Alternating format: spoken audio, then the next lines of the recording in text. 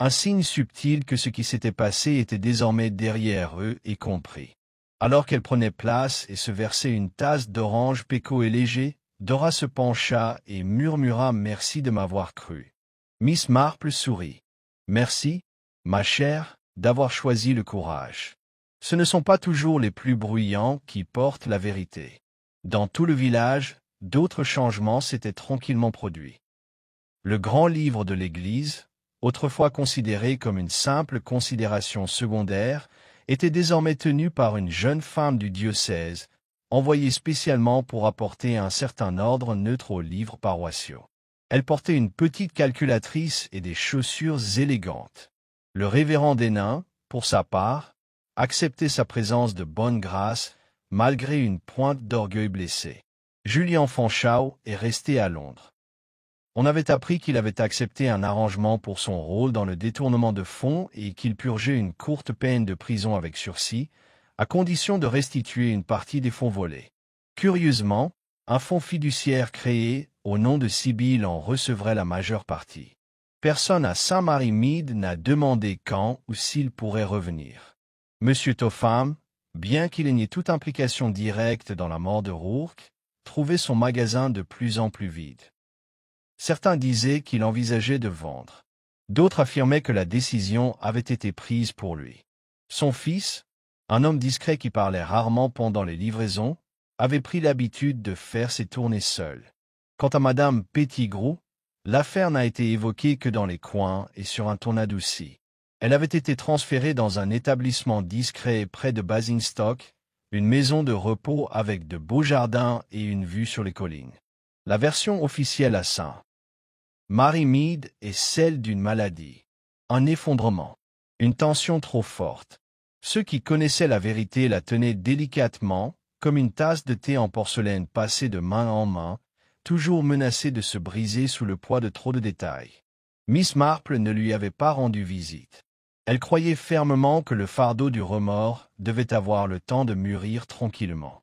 Quelques jours plus tard, Miss Marple reçoit un petit colis par la poste. À l'intérieur, enveloppé dans du papier de soie, se trouvait le journal intime à reliure bleue qu'elle avait rendu au diocèse après la clôture de l'enquête. Il était accompagné d'une note du secrétaire du diocèse. « Chère Miss Marple, compte tenu de votre rôle dans cette affaire et de votre respect évident pour l'héritage de Mademoiselle Fanshawe, nous avons jugé approprié que vous conserviez cet objet. Considérez-le comme un PAN de l'histoire paroissiale et un rappel de l'importance de l'observation silencieuse. » Miss Marple plaça le journal sur l'étagère au-dessus de son bureau, juste à côté des exemplaires usés de Mansfield Park et de Cranford. Il y avait parfaitement sa place. Elle ne l'a pas relu. Elle n'en avait pas besoin. Les mots avaient déjà atteint leur objectif.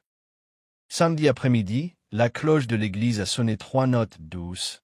Un ancien signal, autrefois utilisé en temps de guerre, aujourd'hui reconverti en coutume villageoise pour signaler le début d'un rassemblement. Le Garden Club avait décidé, à l'unanimité, d'organiser un thé en toute discrétion à la mémoire de Sibylle Fanshawe et du révérend Rourke. Pas de discours, pas de dramatisation, juste du thé, des scones et la compagnie des voisins. Les tables étaient dressées dans le jardin du presbytère, où les crocus perçaient sous les étayers et où l'air embaumait la terre et le citron. Un tourne-disque bourdonnait d'une douce musique de violoncelle.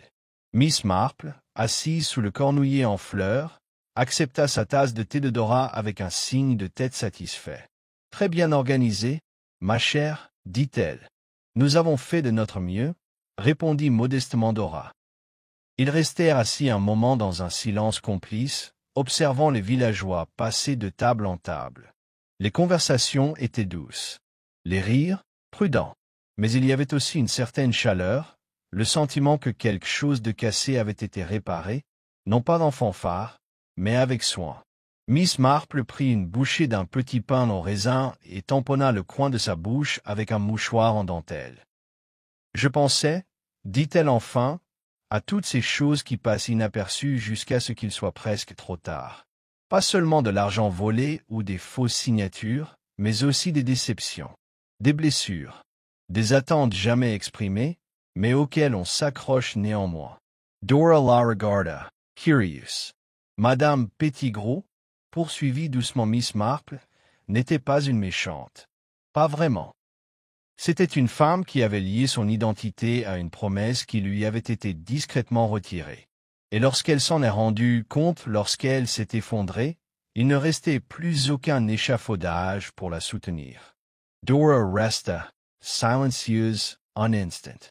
C'est pour ça qu'elle a quitté le révérend? Parce qu'elle ne savait plus qui elle était sans la confiance de Sibyl? Miss Marple hocha la tête. Exactement. Et pourtant, elle a quand même laissé faire.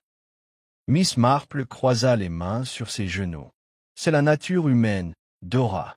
C'est rarement bien rangé. L'horloge sonna 4 heures. Des oiseaux voletaient à travers la haie. Quelqu'un demanda du sucre, et un plateau de tartelettes à la confiture arriva de la cuisine. La vie, comme elle le fait, continue. Ce soir-là, Miss Marple retourna à son cottage et donna à Jérémia son plat habituel de poulet au lait. Elle remonta la vieille pendule de la cheminée, puis déposa un brin de lavande séché sur le rebord de la fenêtre. Son panier à tricot était posé à côté de sa chaise, intact. Elle tendit plutôt la main vers le petit carnet dans lequel elle notait de temps en temps ses réflexions. De petites pensées, des noms, des modèles, des détails qui pourraient un jour former l'épine dorsale d'une nouvelle compréhension. Elle tourna la page et écrivit: un crime ne commence pas par le sang, mais par le silence, par un affront, par un petit détail qui se propage sans contrôle. Et si l'on veut l'empêcher ou le résoudre, il faut savoir remarquer ce que les autres ignorent. C'est là toute la différence entre les ragots et la compréhension. Elle ferma doucement le cahier. Demain apportera sa propre routine. Des nuisibles du jardin à inspecter. Une lettre à laquelle répondre. Les bavardages du laitier.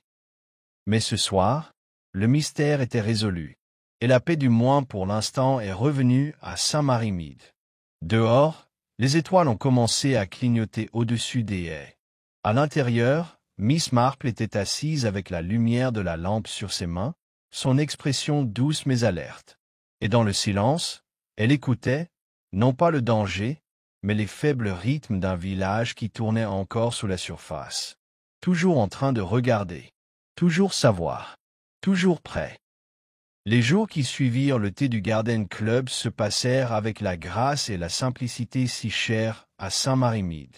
Les oiseaux gazouillent à leur heure habituelle, le vicaire reprend ses sermons avec une humilité soigneusement choisie, et le remplaçant du boucher, Ellis, un homme de peu de mots et à l'écriture inhabituellement soignée, ouvre boutique sans tambour ni trompette. Bref, le village avait, du moins en apparence, retrouvé son rythme.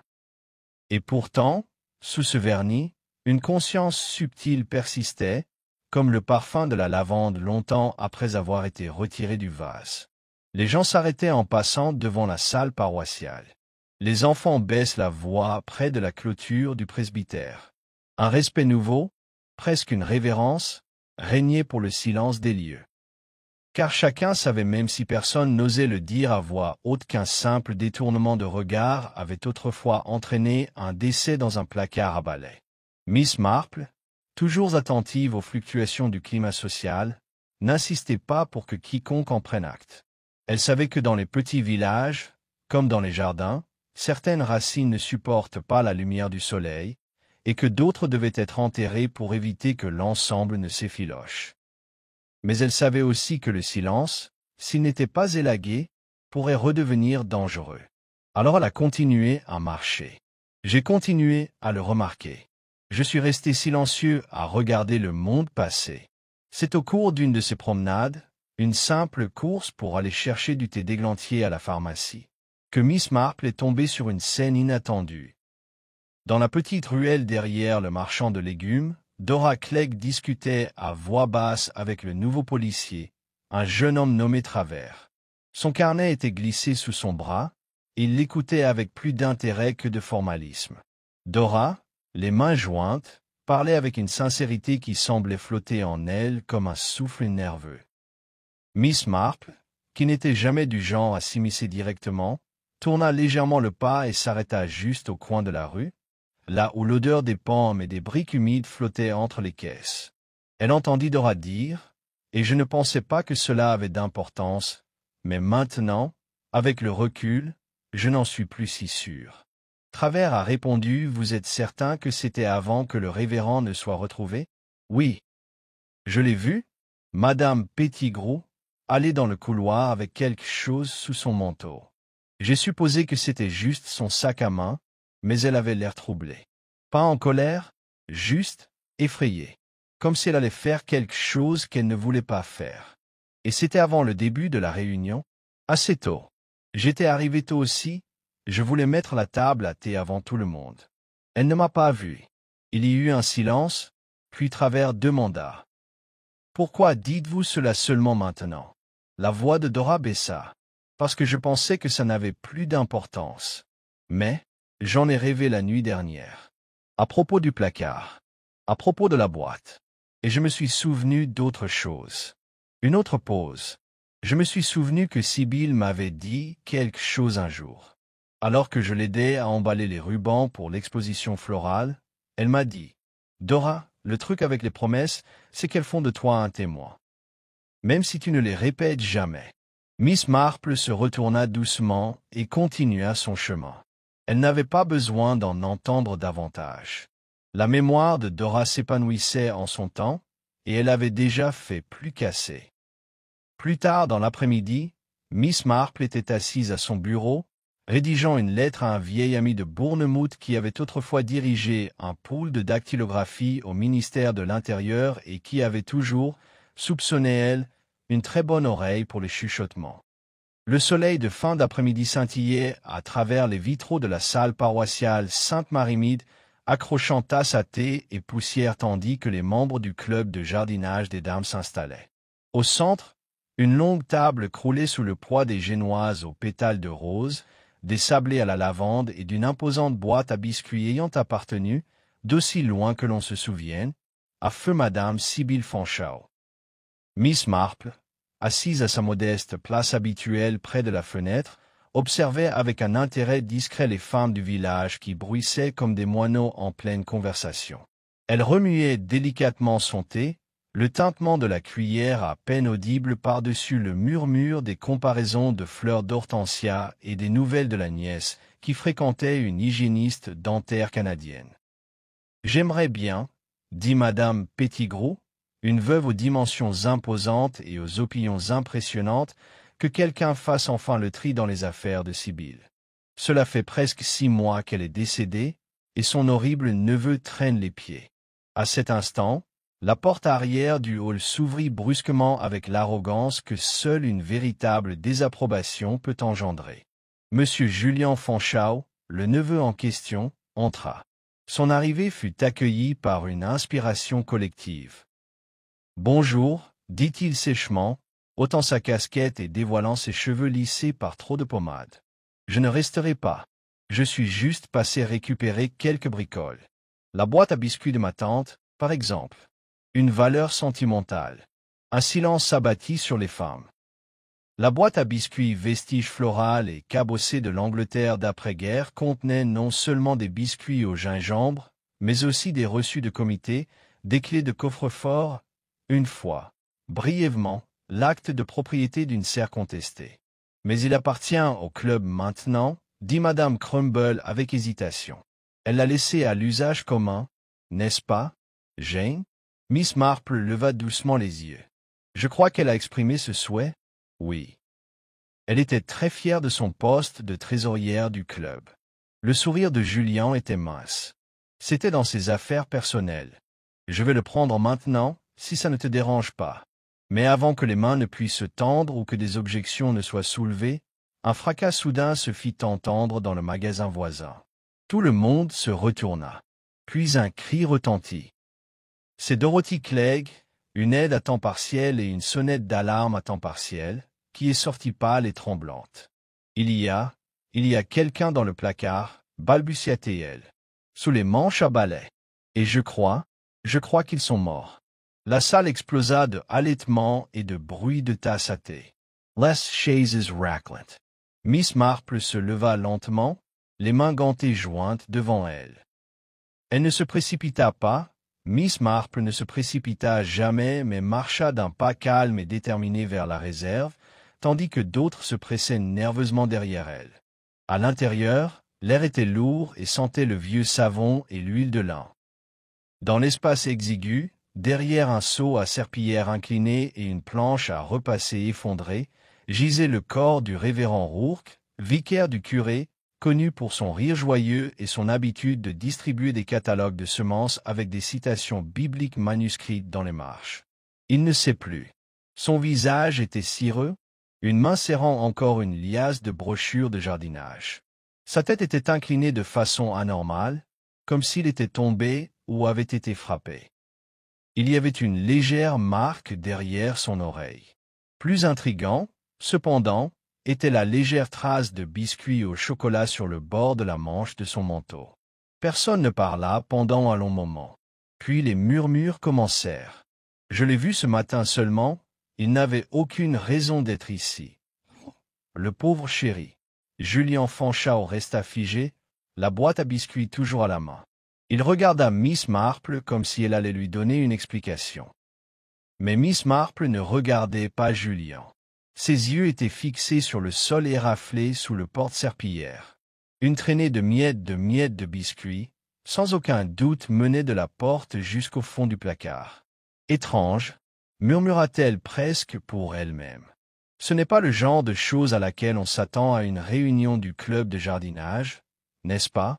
Personne n'a répondu. Et quelque part, au fond du vieux couloir en pierre de la salle paroissiale de Sainte-Marie-Mide, une horloge de grand-père faisait tic-tac avec une indifférence mesurée.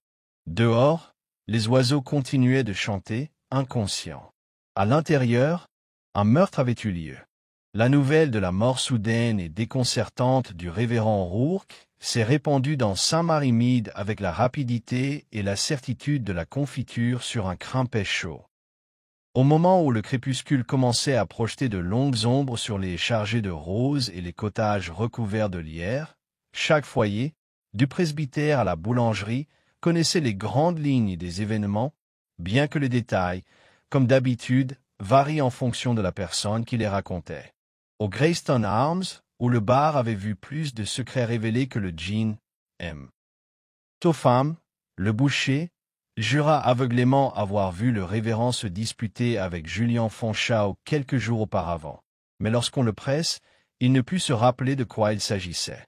Au numéro 4, Heather Row, la jeune Daphné Pratt raconta à sa mère, les yeux écarquillés, avec une solennité que le révérend l'avait un jour réprimandé pour avoir soulevé sa jupe pour grimper à un pommier.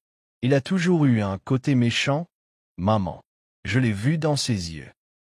Pendant ce temps, dans le salon guindé de la maison de Madame Caroline Pettigrew, 3 des membres les plus bruyants du Garden Club, Madame Cramble, Mademoiselle Ellis et Madame Pettigrew elle-même étaient assis, raides, autour de la table à thé, les restes d'un gâteau Batambert entre eux, débattant de ce que le meurtre signifiait pour l'exposition de Calendula de la semaine prochaine. « Eh bien » renifla Madame Pettigrew en ajustant sa broche d'un geste saccadé. « Je suppose que nous allons devoir annuler. La salle paroissiale sera hors de question pendant au moins une semaine. Pas s'il règle le problème d'ici lundi, » répondit Mademoiselle Ellis, dont l'optimisme stoïque frisait l'incongruité. « On dit que l'inspecteur Craddock a été appelé de Mush Benham. Il est tellement efficace. » Madame Crumble eut un frisson théâtral. « Je persiste à dire que c'est ce neveu, Julien. Il est venu avec une audace déconcertante pour prendre cette boîte et quelques instants plus tard, le pauvre Rourke, mort dans le placard. Coïncidence? Je ne crois pas. Molly Ellis Pinka, Les Levres. Mais pourquoi Julien tuerait-il le révérend? Pour une boîte de biscuits? Vous riez, dit Madame Pettigrew en se penchant en avant, mais la boîte à biscuits de Sibylle n'était pas ordinaire. Elle y conservait toutes sortes de petits objets. Des talons de chèque, des reconnaissances de dettes et Dieu sait quoi d'autre. Je parie qu'elle contenait quelque chose de précieux, voire compromettant. À cet instant, la cloche de l'église sonna une fois, lentement et solennellement. Dans tout le village, les rideaux étaient tirés. Les lampes étaient allumées. mais derrière chaque vitre brillait une lueur de spéculation. De retour sur Church Lane, dans la maisonnette blanchie à la chaux, drapée de clématites et de chèvrefeuilles, Miss Marple était assise près de sa fenêtre, un fin châle de dentelle autour des épaules et une tasse de tisane à la camomille rafraîchissante à la main. Son chat tigré, Jérémia, sommeillait dans un panier à ses pieds. Elle avait déjà parlé à l'inspecteur Craddock. Il était arrivé peu après la découverte du grand corps, patient, toujours un peu las des petits tracas du village, mais assez perspicace pour comprendre que Saint-Marie-Mead exigeait un autre genre de contact. Une chute, peut-être, avait-il d'abord dit en scrutant le placard d'un regard exercé. Aucun signe de lutte. Mais à l'angle du manche, il y a quelque chose qui cloche. Miss Marple avait hoché la tête doucement, mais sans dire grand-chose. Elle ne lisait jamais ses pensées trop tôt. La vérité, comme un thé trop infusé, pouvait perdre sa saveur si on la préparait trop vite. Alors qu'elle sirotait sa tasse en porcelaine, son regard se posa sur le coin de son salon où l'attendait un petit panier de broderie. Cependant, son esprit était plongé dans le dernier sermon du révérend Rourke, un curieux sujet sur les péchés cachés fleurissants comme la morelle en été. Il avait été troublé, n'est-ce pas? Le révérend, malgré sa cordialité, semblait plus distrait ces derniers temps.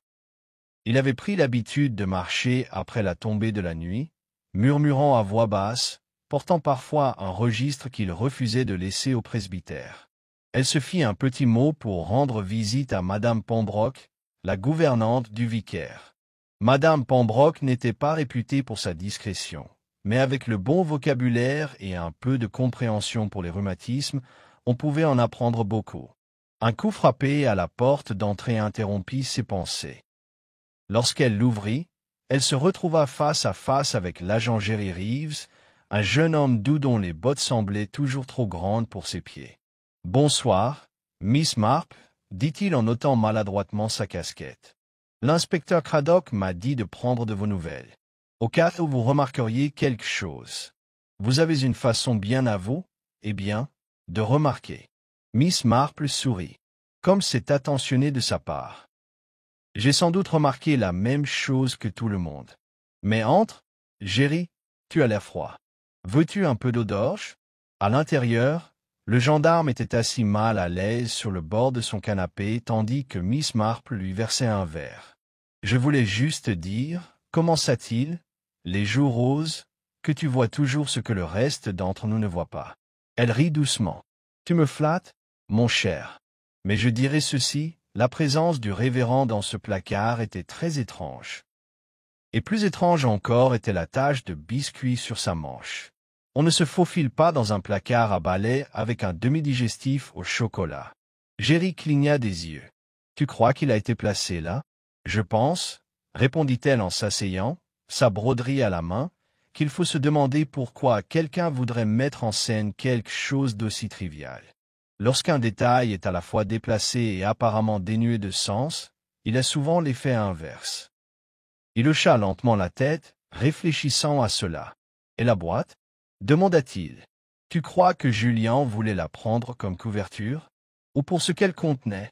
L'aiguille de Miss Marple s'immobilise brièvement. « Ça dépend entièrement de ce qu'il y avait à l'intérieur, Jerry. J'imagine que nous le saurons tous tôt ou tard. Mais peut-être pas avant que celui qui la désirait ardemment ne découvre qu'elle a disparu. » Il y eut un autre silence, celui-ci plus pensif. « J'y vais alors, » dit Jerry au bout d'un moment. « Merci, Miss Marple. Je vais dire à l'inspecteur ce que vous avez dit. » Elle se leva pour le raccompagner. « Fais-le, mon cher, et dis-lui de vérifier les comptes de l'Église, s'il ne l'a pas déjà fait. » Sibylle Fanshawe était une trésorière méticuleuse, mais le révérend Rourke, il avait un tempérament romantique, n'est-ce pas? Parfois trop romantique pour les chiffres. Tandis que l'agent disparaissait dans le crépuscule, Miss Marple ferma la porte et retourna s'asseoir. Dehors, le vent faisait bruisser les feuilles des clématites. Non loin de là, un renard aboya une fois avant que le silence ne reprenne son cours. Elle a mis sa broderie de côté, intacte, parce que le secret caché sous la boîte à biscuits, soupçonnait-elle, n'avait rien à voir avec les biscuits. Le lendemain matin, l'aube se leva sur St. Mary Mead, avec la douce brume dorée d'un soleil de fin d'été, baignant le village d'un calme trompeur. Pourtant, sous la surface, un malaise couvait comme une bouilloire laissée trop longtemps sur le feu. À 9h30 précise, l'inspecteur Dermot Craddock arrive au presbytère, sa sacoche en cuir dans une main et le poids de l'attente dans l'autre. Bien qu'habitué aux cas particuliers, la mort du révérend Rourke s'avérait plus complexe qu'il n'y paraissait. Il n'y avait aucune trace d'effraction dans la salle paroissiale, aucune lutte apparente, aucun mobile évident et pourtant, le corps d'un homme sain et joyeux avait été découvert sans vie dans un placard de nettoyage, et Craddock savait qu'il valait mieux ne pas prendre cette coïncidence au pied de la lettre. Il fut accueilli par le vicaire lui-même, le révérend Léonard Denain, un homme grand et anxieux dont la nervosité n'avait fait qu'empirer ces derniers mois sous la pression de dons en baisse et de 2 soutanes non rendues au pressing. « J'aimerais bien, » dit le révérend Denain en introduisant Craddock dans le salon du presbytère, « qu'on cesse de répéter que Rourke a été retrouvé dans un placard à balai. Ça rend tout ça plutôt comique. »« Pas drôle du tout, » dit Craddock sèchement en sortant son carnet. « Inhabituel, oui. Incongru, peut-être. Mais la mort est rarement drôle, même au mauvais endroit. » Le vicaire soupira et se frotta la tempe. C'était un homme bien, inspecteur. Impulsif, peut-être. Il avait toujours trop d'idées en tête. Mais il était bien intentionné. Avait-il eu des problèmes récemment? Un comportement inhabituel? Denninghazai. Il avait été distrait. Il avait dormi tard.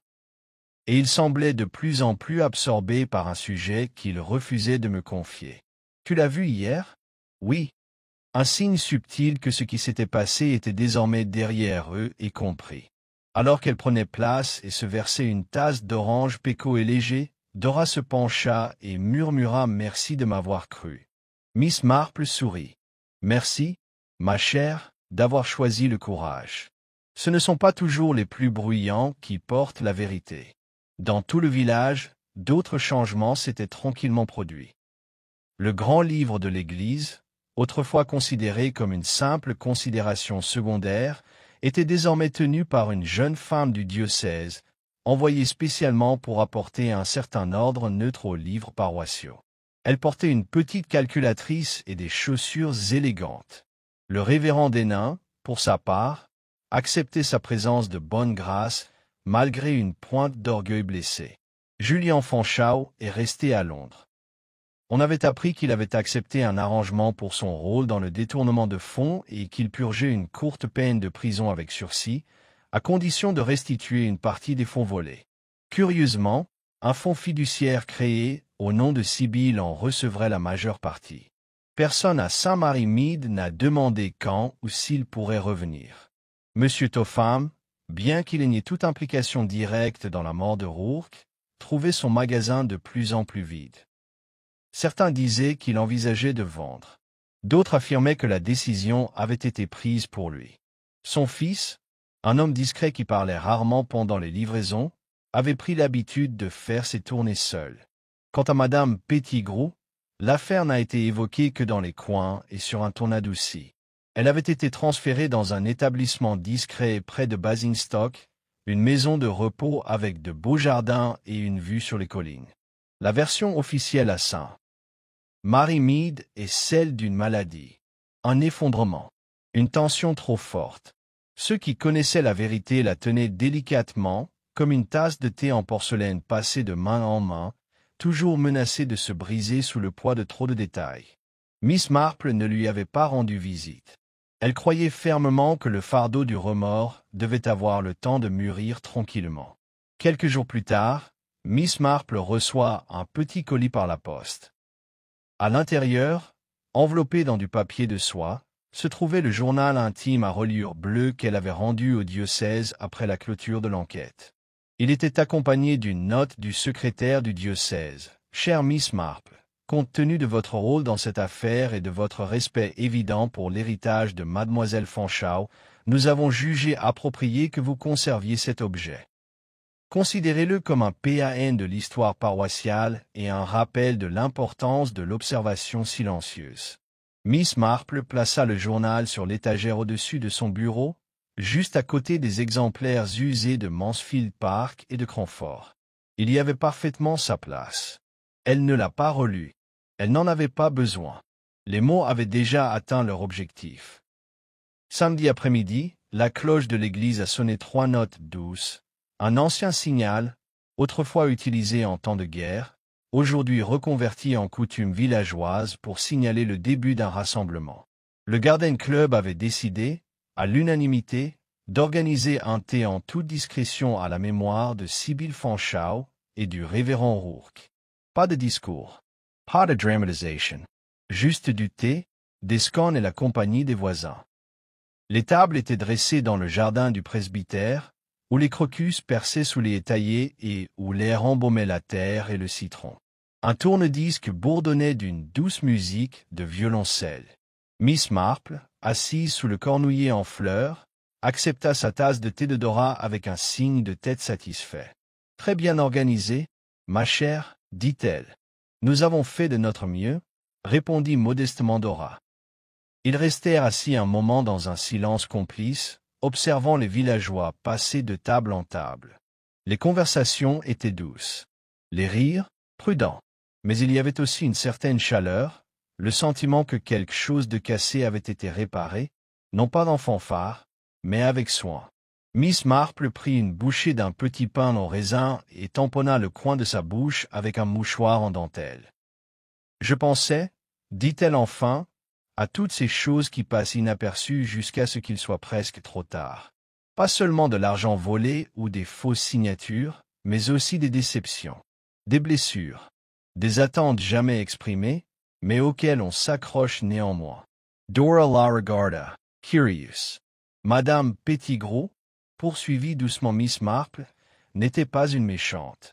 Pas vraiment.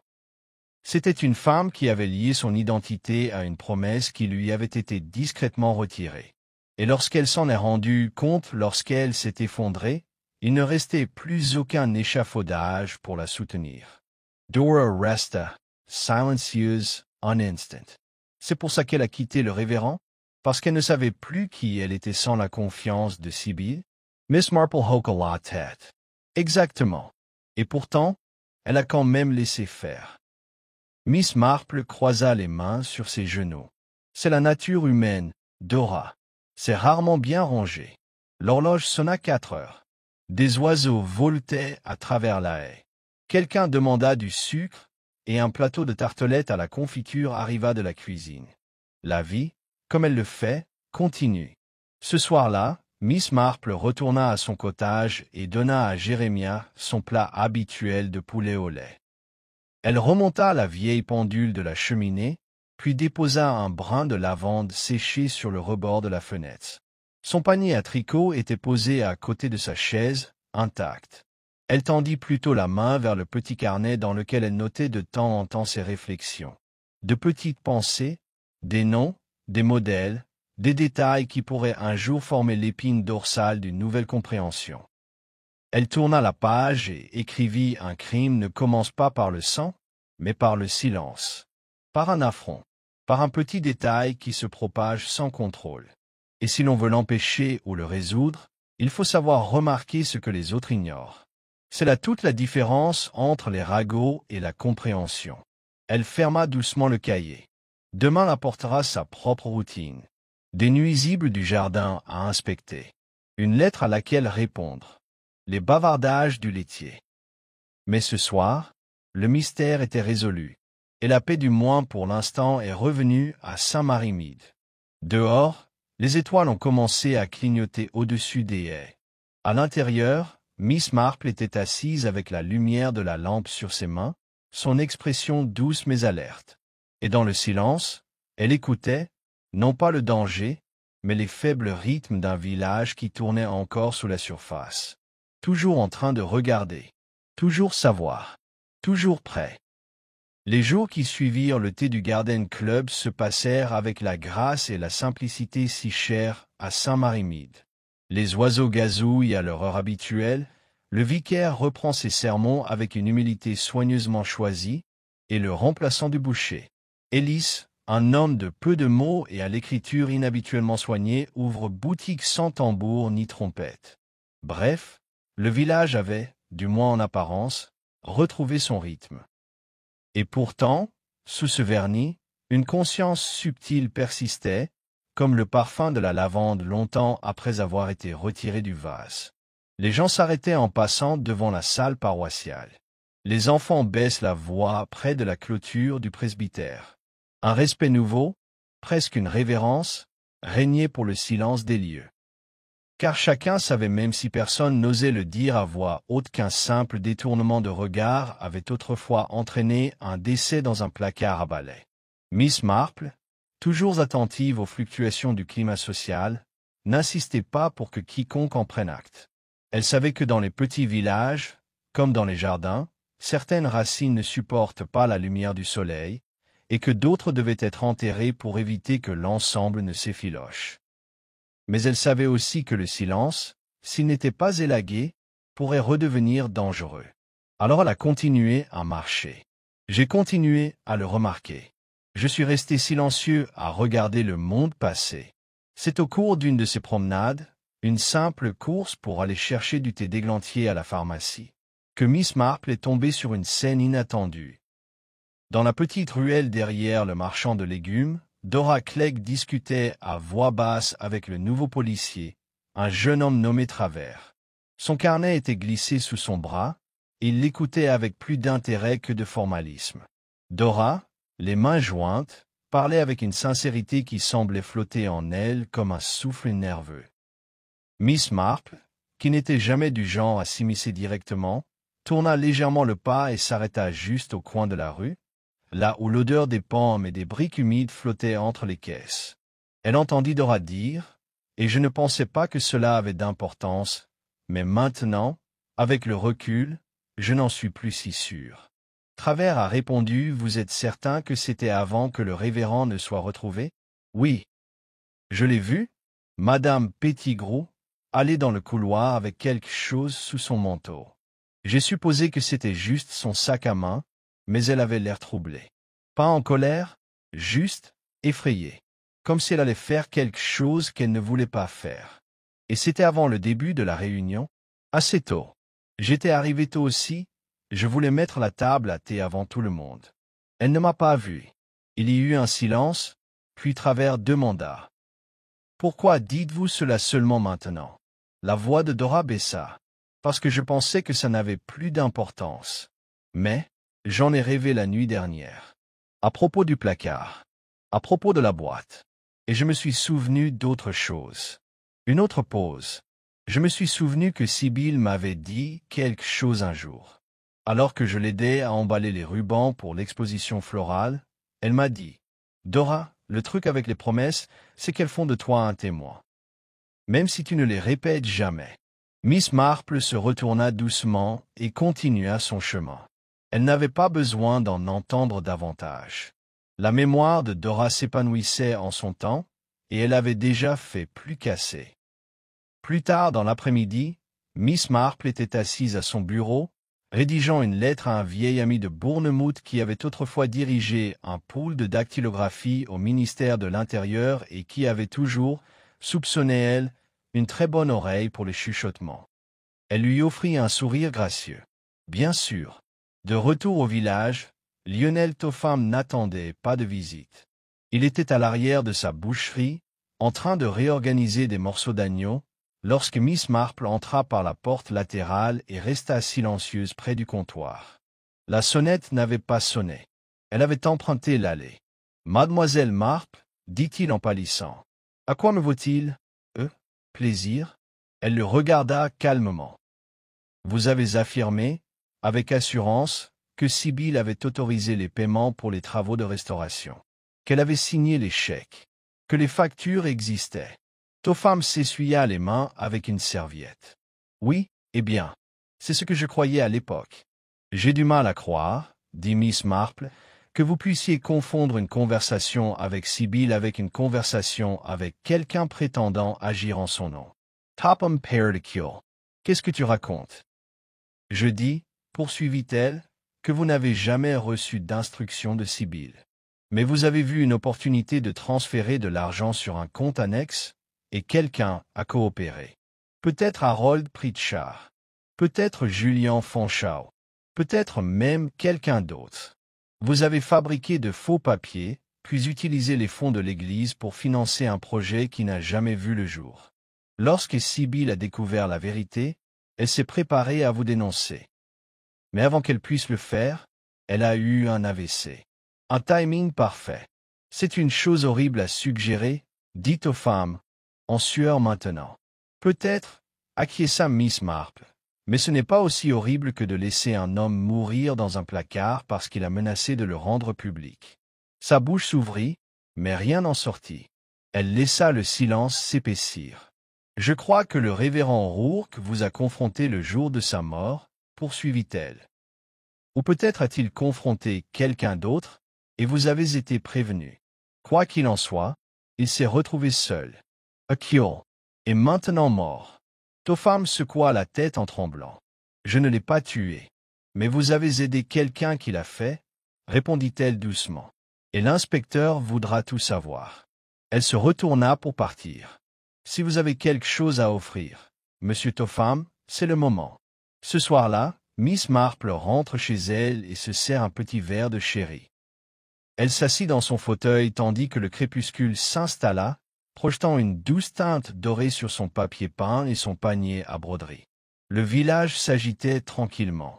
Julian Fonchau n'était pas rentré, et on disait que Harold Pritchard avait accepté de rencontrer l'inspecteur Craddock en personne. Mais la véritable réponse, pensa-t-elle, était encore en suspens. Quelqu'un d'inattendu gardait un ultime secret, non par cupidité, mais par peur. Elle l'avait vu dans leurs yeux, non pas de la culpabilité, mais du désespoir. Et d'après son expérience, c'était souvent la situation la plus dangereuse des deux. Dehors, la brume s'enroulait à nouveau sur la ruelle. Et à l'intérieur, Miss Marple restait assise, immobile, attendant qu'une dernière pièce se mette en place. Le lendemain matin, le brouillard se leva avec une soudaineté curieuse, comme si le village avait exhalé son souffle. La lumière du soleil qui suivit, hésitante mais chaude, projetait une lueur pâle sur les pavés et la rosée matinale. Pourtant, malgré la luminosité extérieure, Saint-Mary-Mead n'avait pas dissipé le malaise qui l'avait envahi. L'inspecteur Craddock arrive peu avant 9 heures, son manteau trempé par l'allée et une pile de notes dactylographiées à la main. Il s'arrêta un instant devant le portail de l'église, contemplant la vieille flèche de pierre avec son mortier écaillé et sa base tressée de lierre. Quelque chose dans cet endroit lui semblait toujours plus ancien qu'il ne devrait l'être, comme s'il contenait des souvenirs auxquels personne n'avait accès. À l'intérieur du presbytère, le révérend Denain attendait avec résignation.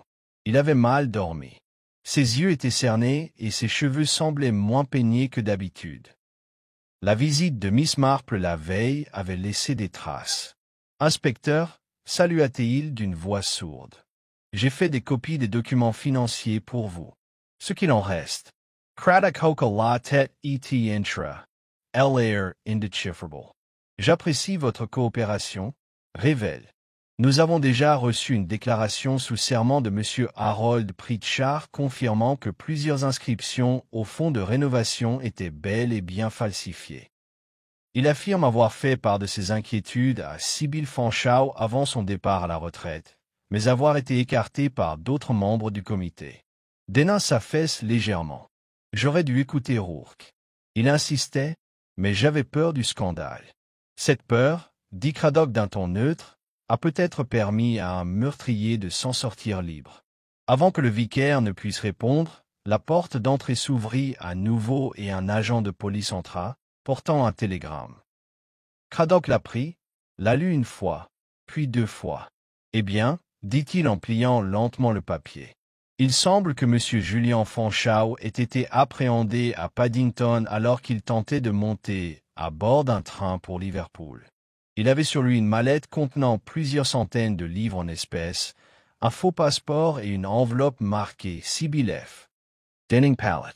Alors c'était lui? Craddock ne répondit pas directement. Nous allons l'interroger en profondeur.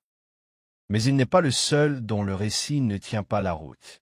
Ce même matin, Miss Marple rend une visite discrète à une personne des plus inattendues, Dora Clegg. La jeune fille ouvrit la porte, vêtue d'un cardigan ample et l'air anxieux. « Oh, Miss Marple, tout va bien? »« Tout à fait. Mais je voulais vous déranger pour une petite conversation. » Dora hésita, puis s'écarta. Sa maison était modeste et propre, avec une odeur de lavande séchée dans le couloir. Ils s'installèrent dans un petit salon où 2 tasses de thé fumaient déjà sur un plateau.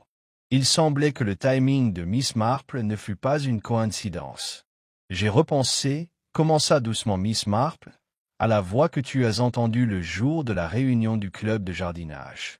La voix furieuse derrière la salle paroissiale. » Dora déglottit. « J'ai raconté à la police tout ce dont je me souvenais. Je sais, ma chère. Mais je me suis dit que ce n'était peut-être pas les mots qui comptaient, mais l'émotion. Ce genre de fureur, ça reste en vous.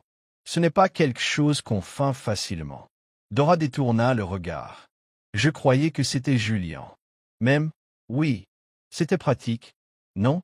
Miss Marple prit une gorgée de thé. « Dites-moi, ma chère, où étiez-vous la veille du meurtre ?»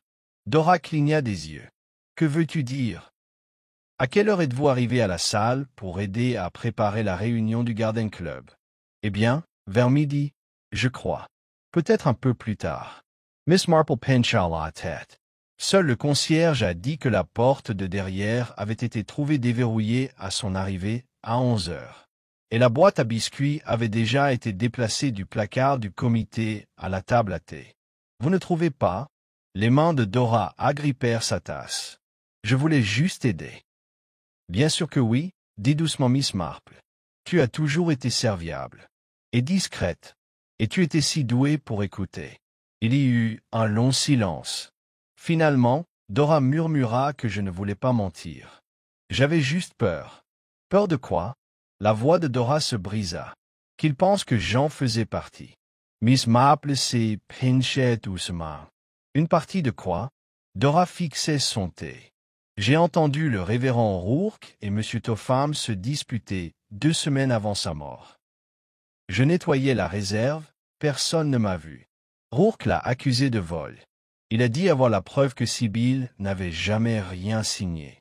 Topham a dit qu'il le ruinerait s'il continuait à parler. C'était horrible. Et tu l'as dit à quelqu'un? J'allais le faire. Mais Sibylle est morte, et soudain, tout est devenu silencieux. Puis, quand le révérend m'a demandé si j'avais encore les clés du vieux placard à cantique, j'ai paniqué. Je savais qu'il cherchait quelque chose, et je ne savais plus à qui me fier. L'expression de Miss Marple reste douce. Alors, vous avez déplacé la boîte. Je pensais qu'il serait peut-être plus en sécurité sur la table à thé. Mais quelqu'un a dû le voir. Quelqu'un qui l'a suivi dans ce placard. Miss Marple lui lança un regard chaleureux. Tu as fait de ton mieux dans des circonstances difficiles. Mais tu ne dois pas porter le poids des crimes des autres. Si tu veux vraiment aider, il y a une chose que tu peux encore faire. Dora hocha la tête, les larmes aux yeux. N'importe quoi. La voix de Miss Marple était douce mais ferme. Vous devez parler à l'inspecteur Craddock. Aujourd'hui, à midi, Craddock avait tous les fils en main. Julien Fanshawe, autrefois principal suspect, a admis avoir pris de l'argent sous de faux prétextes, mais a nié le meurtre. J'ai découvert le 2e compte, a-t-il déclaré, le visage sombre, lors de l'interrogatoire. Sibylle prévoyait de le fermer. J'ai paniqué. Mais je n'ai pas tué le révérend. Quelqu'un d'autre est arrivé avant que je puisse obtenir ce que je voulais de lui. Son alibi, malheureusement, le plaçait près de la salle paroissiale ce matin-là, mais pas à l'intérieur. Topham resta obstiné, refusant toute confession. Mais sa signature figurait sur le faux contrat d'entrepreneur, et avec le témoignage de Pritchard, l'accusation de fraude était solide. Mais le tournant est venu de Dora. Elle révéla intégralement ce qu'elle avait entendu, les mots exacts, les menaces proférées par Topham, et surtout, elle avoue qu'elle avait entendu une autre voix se joindre à la discussion derrière la salle ce matin-là. Une voix dont elle avait eu trop peur pour se souvenir clairement jusqu'à présent. « C'était Madame Pettigrew » murmura-t-elle. Elle était furieuse. Elle a crié quelque chose comme « tout gâché et ce que Sibyl m'avait promis ». Je crois que c'est elle qui a suivi Rourke. L'inspecteur Craddock la fixa du regard. En êtes-vous certaine? Dora hocha la tête. Je reconnaîtrais cette voix entre toutes. Lorsque Miss Marple arriva plus tard dans la soirée à la résidence Pettigrew, les lumières étaient tamisées et l'air était chargé d'une odeur de bois de rose poli et de déni. « Jane, » dit Madame Pettigrew en s'écartant lentement. « J'avais le pressentiment que vous viendriez. » Miss Marple entra sans cérémonie. « J'imagine que ces derniers jours ont été éprouvants. » Madame Pettigrew versa 2 verres de Porto avec une grâce maîtrisée. « Je ne voulais que ce qui m'appartenait, vous savez. J'ai consacré 20 ans au Garden Club, à l'église, à Sibyl. Et tu croyais qu'elle te devait quelque chose. Elle m'a promis de me nommer son exécuteur testamentaire. Elle a dit que j'aurais le contrôle des fonds. Mais voilà que ce curé est arrivé. Fourner, Chuchident, remuant le passé. La voix de Miss Marple était calme. Alors vous l'avez suivi. Vous l'avez affronté. Je voulais juste lui faire peur, dit-elle doucement. Mais il a reculé, trébuché. Je ne l'ai pas touché. Je le jure. Mais tu l'as laissé là. Madame Pettigrew ne répondit pas. Miss Marple s'y leva. Parfois, Dorothea, ce n'est pas la chute qui nous condamne, mais le silence qui suit. Et sur ce, elle se tourna pour partir, laissant la porte entr'ouverte derrière elle. Parce que la vérité était enfin arrivée à Saint-Mary-Mead, pas bruyamment, mais dans le doux silence d'un village qui avait toujours su que ses secrets ne resteraient pas enterrés pour toujours. Le samedi matin, le silence de Saint-Mary-Mead était devenu presque théâtral, comme si tout le village retenait son souffle, attendant le lever du rideau. Le brouillard s'était entièrement dissipé, mais quelque chose de plus lourd flottait dans l'air, le poids de la proximité. Chacun sentait désormais que la vérité n'était pas loin. On entrevoyait dans les regards échangés chez l'épicier, les silences soudains autour du thé, la façon dont Topham ne s'attardait plus à sa vitrine et dont Madame Pettigrew n'avait pas été vue à la répétition de l'église depuis 2 jours. Miss Marple, quant à elle, se déplaçait comme toujours silencieusement, avec précision, avec le calme prudent de quelqu'un qui met la table pour un dernier invité.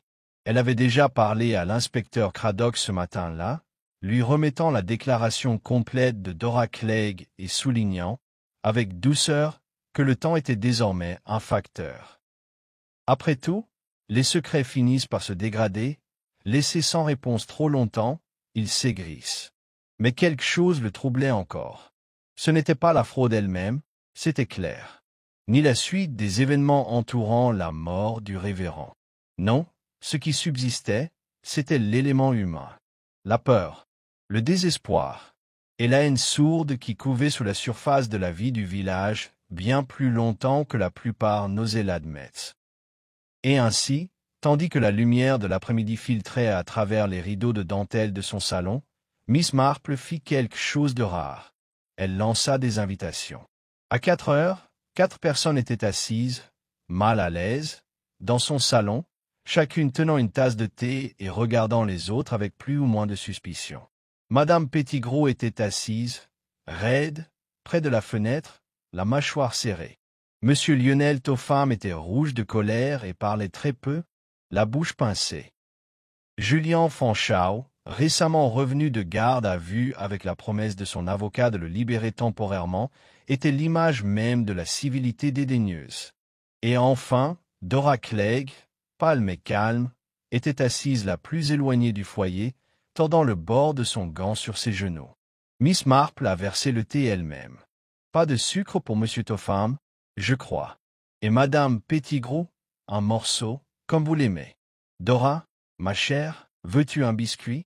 Dora déclina l'offre d'un léger hochement de tête. La salle était trop tendue pour laisser place à l'appétit. Miss Marple était assise, les mains jointes sur ses genoux. Sa voix, lorsqu'elle parlait, était douce et précise. J'ai toujours cru, commença-t-elle, qu'un meurtre est rarement une question de folie ou de passion. Le plus souvent, il s'agit de préserver sa vie. Non pas sa vie, mais sa réputation, sa position, un sentiment de contrôle. Elle laissa les mots se poser. Dans notre petit village, où tout semble simple, les petites tromperies ont tendance à pousser dans l'obscurité comme des champignons. Une boîte à biscuits rouillés contient bien plus que des miettes, elle cache un secret de village mortel. Bienvenue sur Détective Éternel, je suis votre hôte Louis. Développons cette communauté d'amateurs de mystères, laissez un commentaire et indiquez d'où vous écoutez. Vos voix donnent vie à ces histoires et j'ai hâte de vous entendre. Kamenkins. Un bref instant le matin, juste avant de partir pour le club de jardinage. Il portait une liasse de papier de sermon, j'imagine. Il disait avoir quelque chose d'important à récupérer à la salle paroissiale. Quelque chose qui ne pouvait pas attendre. Cradock se pencha en avant. A-t-il parlé de Sibylle Fanshawe ou de son neveu? Le vicaire fronça les sourcils. Juste en passant, il avait des inquiétudes concernant les comptes de l'Église, de légères divergences, rien de dramatique. Je lui ai dit que nous en discuterons après dimanche. Cradock prit quelques notes. Et la boîte à biscuits de Mademoiselle Fanshawe, savez-vous ce qu'elle est devenue après sa mort? Il a été transmis au club de jardinage, dit le vicaire. Officiellement, Sibylle n'a pas laissé de testament officiel, mais elle l'avait toujours utilisé pour les affaires de la communauté. J'ose dire qu'il s'y est retrouvé plus par habitude que par intention. L'inspecteur ferma son carnet. Merci, révérend. J'aimerais aussi parler à votre gouvernante. Bien sûr, je vais faire venir Madame Pembroke.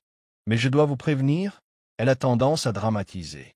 Cradock esquissa un demi-sourire. Le meurtre aussi? J'en ai peur. Madame Pembroke, à son entrée, avait l'air d'une personne profondément offensée par un décès survenu sous sa juridiction. Vêtue d'un gris funèbre, un chiffon à poussière toujours à la main, elle considérait l'inspecteur comme on regarderait une tâche particulièrement tenace.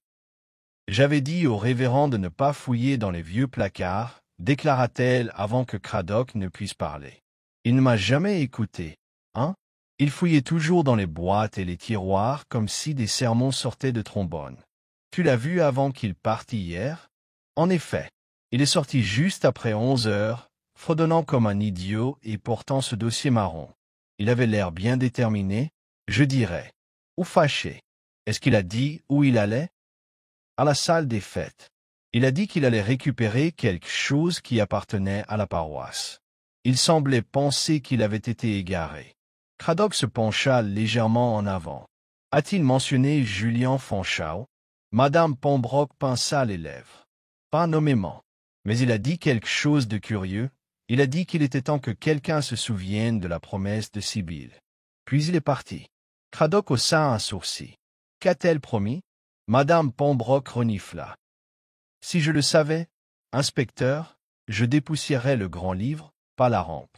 Pendant ce temps, de l'autre côté du village, Miss Marple rendait discrètement visite à l'épicier de High Street.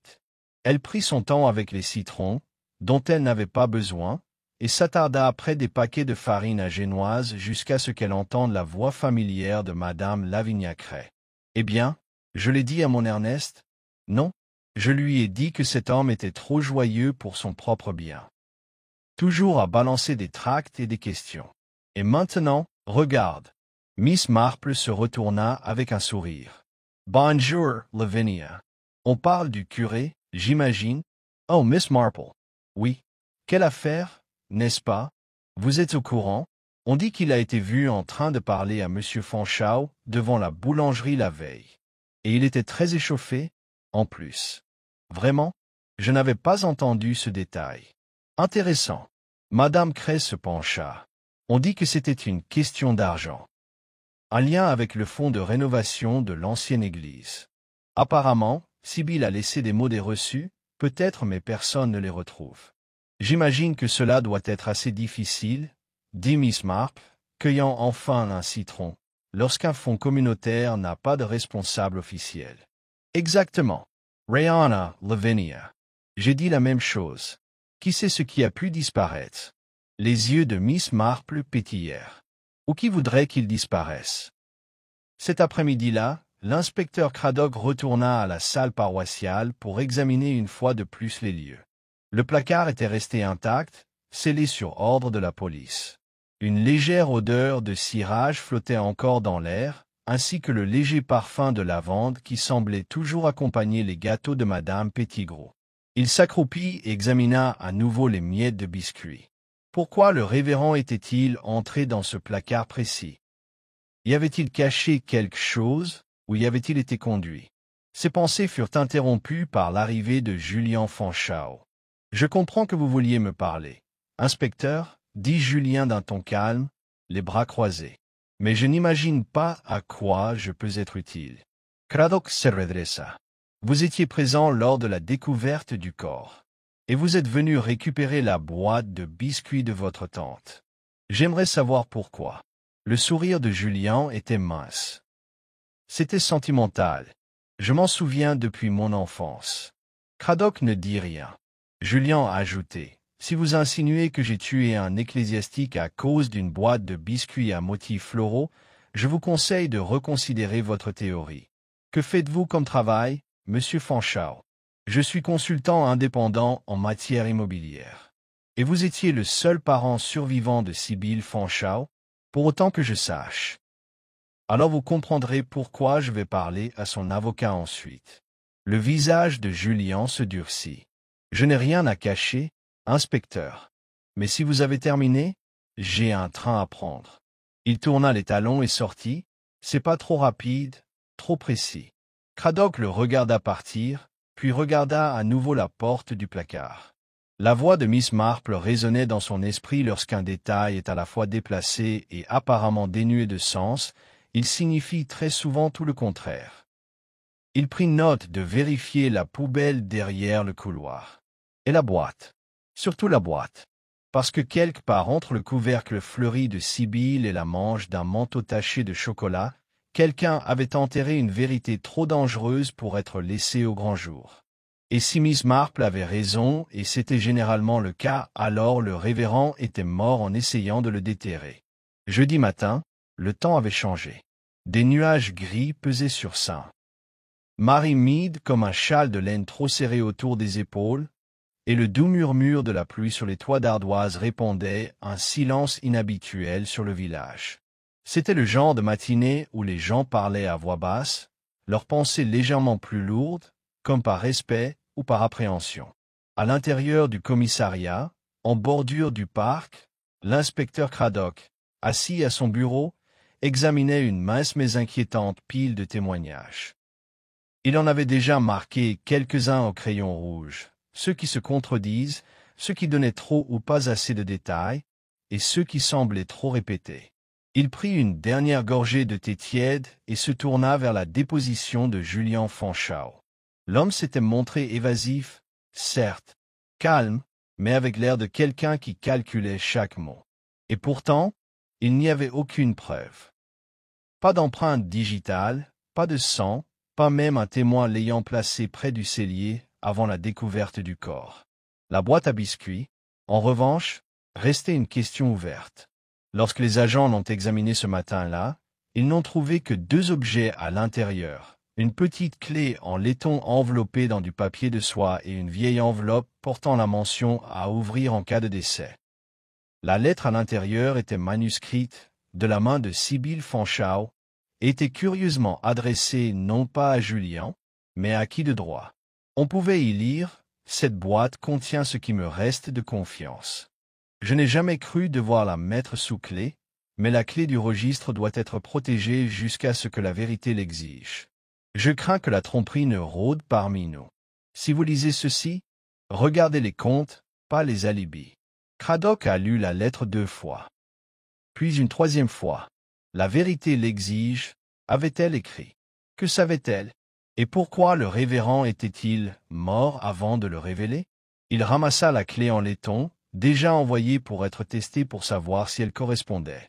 Ailleurs, Miss Marple s'adonnait à une activité qu'elle excellait, tricoter.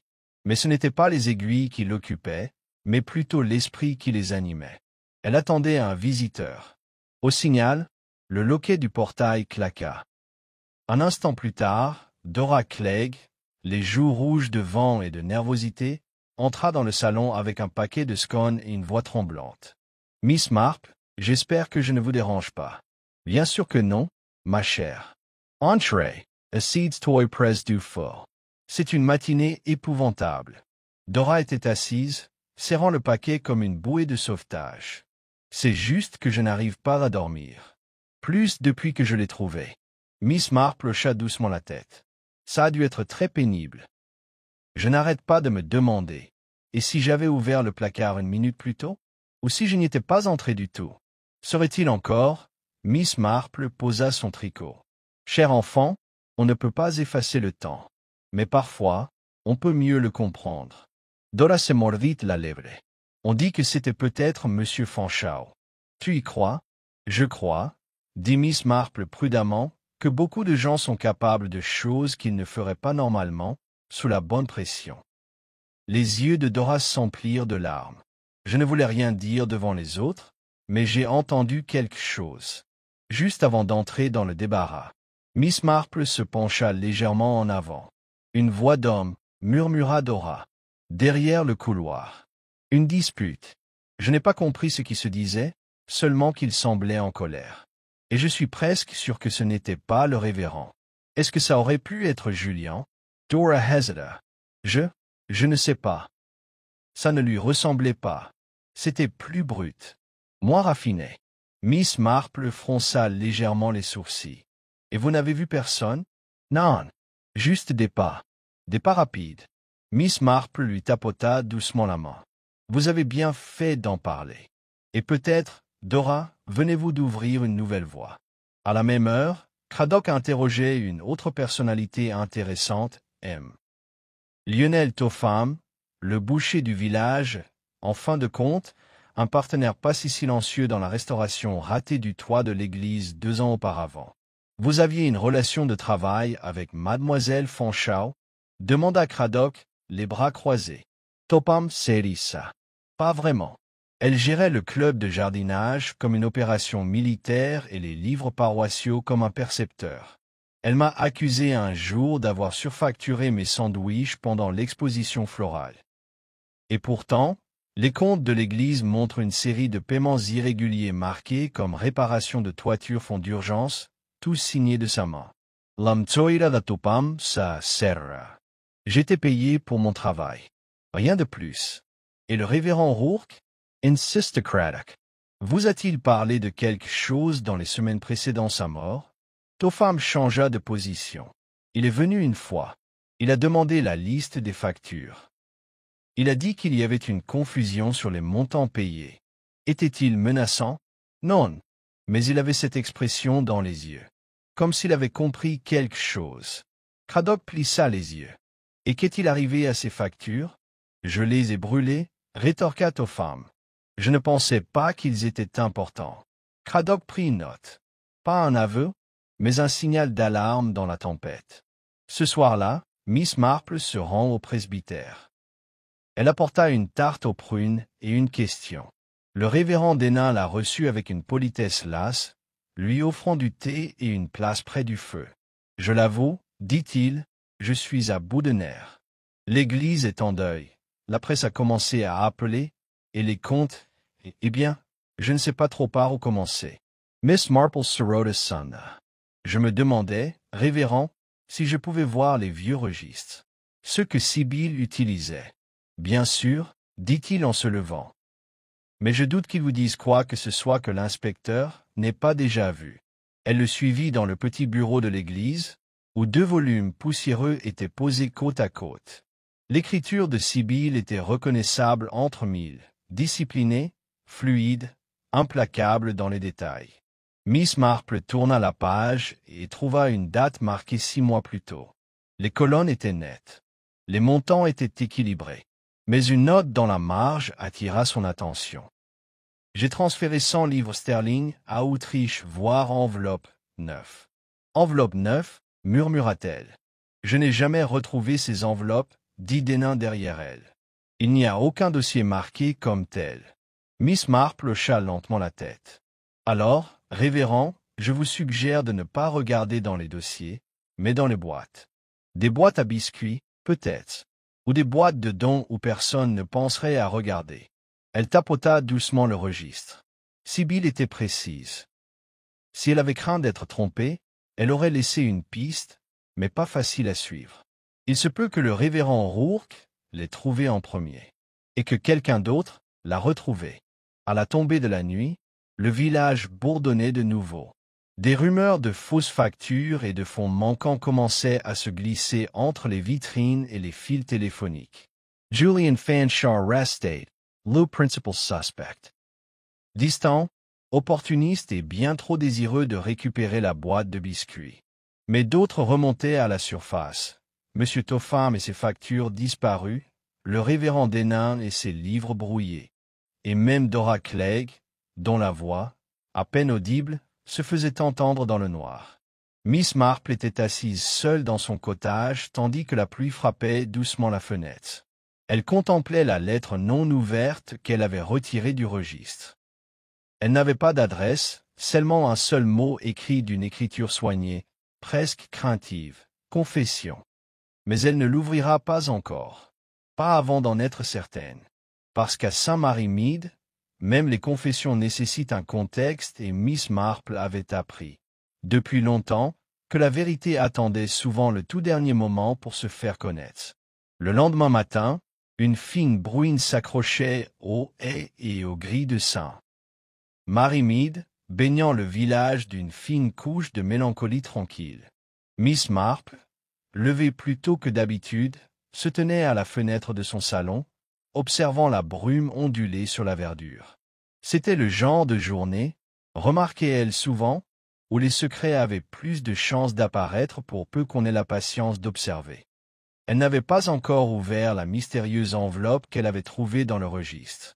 Le mot confession inscrit dessus était lourd de sous-entendus. Pourtant, son instinct, aiguisé par des décennies d'observation, de travaux d'aiguille et de repas religieux, la poussait à attendre. Trop tôt, et le contenu risquait de l'induire en erreur.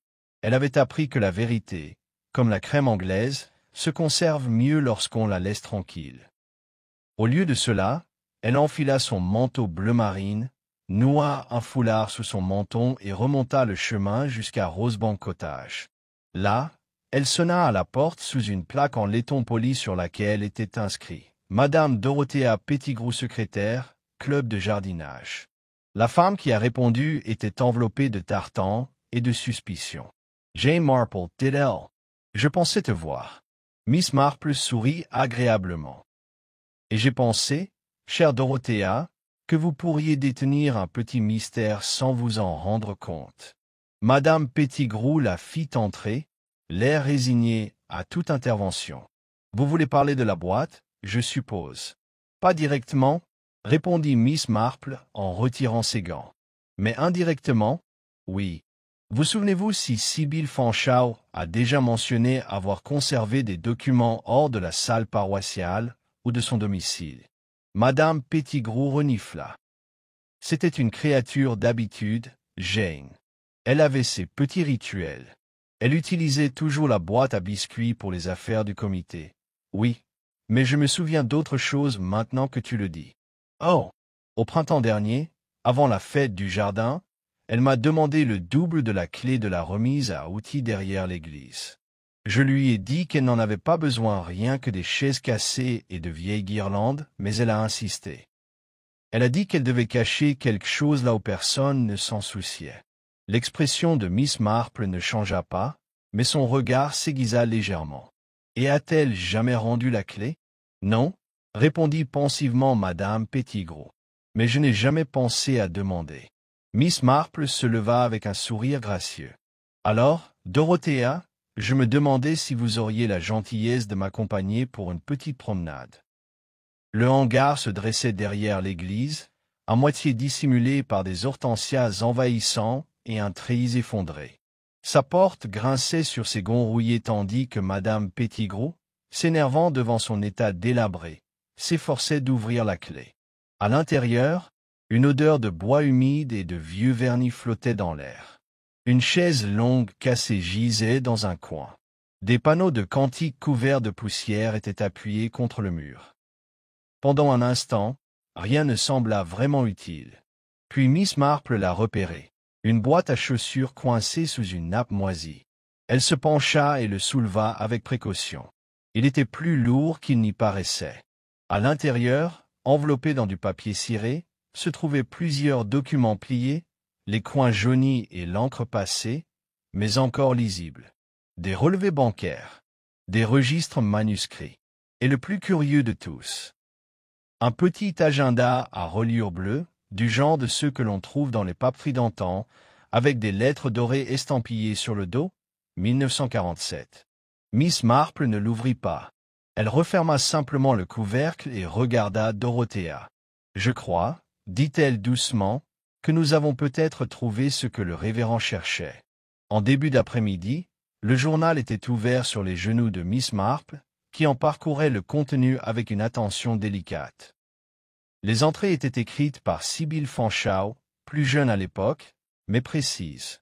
La plupart de ces documents étaient ordinaires, des notes de comité, des plans de jardinage, des mentions de réparation d'église. Mais entre les entrées de juillet et d'août se trouvait un seul passage, écrit d'une écriture légèrement plus urgente. « Je dois parler au vicaire. J'ai constaté des anomalies dans le fonds de rénovation. Lionel insiste sur le fait que les montants ont été convenus, mais je n'ai jamais signé de tel chèque. S'il m'arrive quelque chose, j'en ai placé des copies dans l'enveloppe neuve et j'ai indiqué à Harold où les trouver. » Harold. Il s'agissait sans doute d'Harold Pritchard, l'ancien comptable de l'église qui s'était installé dans le Devon l'année précédente. Il avait pris sa retraite discrètement, prétextant une santé fragile, mais Miss Marple se souvenait bien de lui. C'était un homme minutieux et discret. Elle prit une autre note, puis se tourna vers l'enveloppe qu'elle avait laissée intacte pendant plus d'une journée. Le seau se craqua doucement lorsqu'elle le brisa. À l'intérieur se trouvaient deux objets.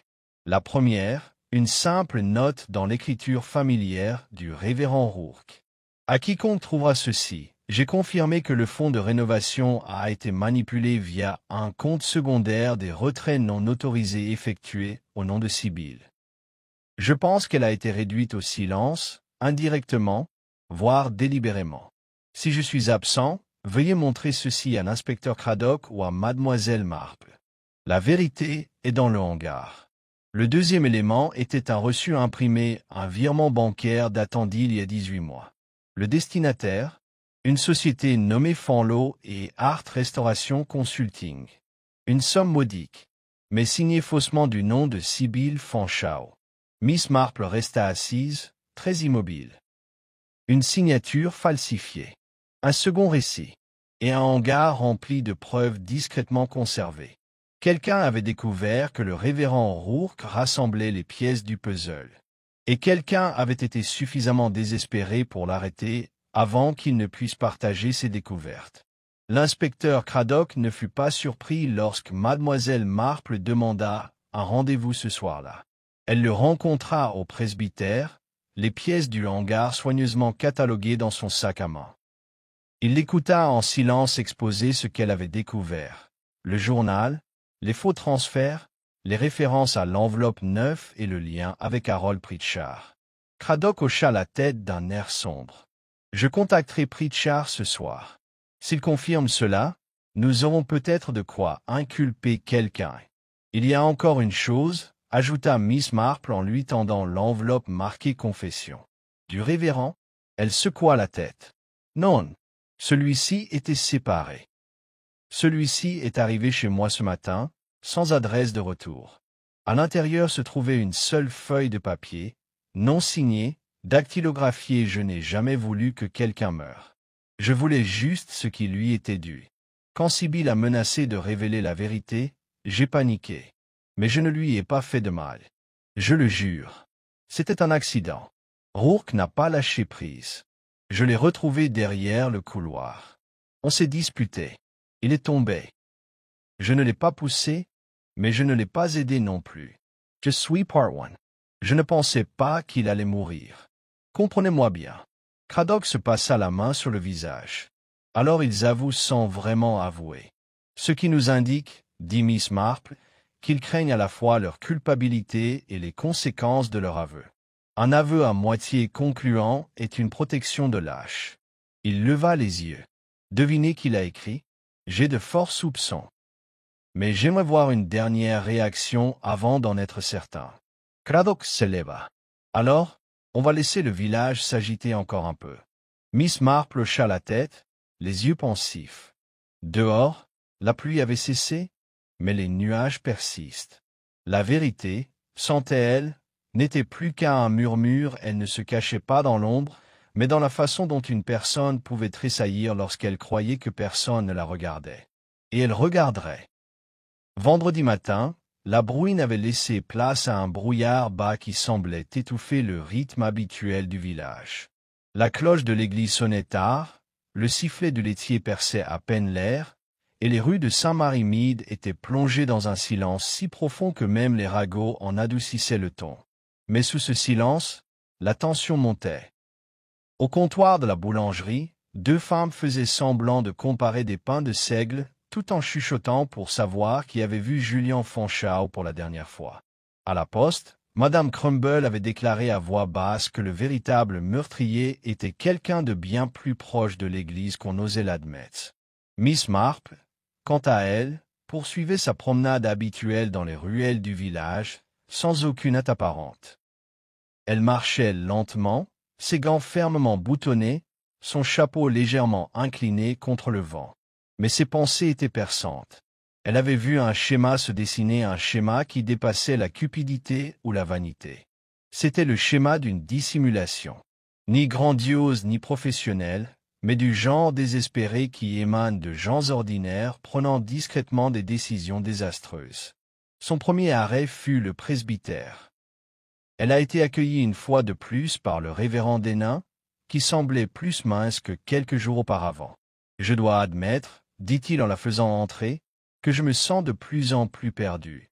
Les récits, les ragots, la tragédie du pauvre Rourke, c'est lourd à porter. » Miss Marple lui adressa un sourire chaleureux mais interrogateur. « Alors, révérend, vous me permettrez peut-être d'alléger votre fardeau avec une ou deux questions. » Il hocha la tête, visiblement lasse.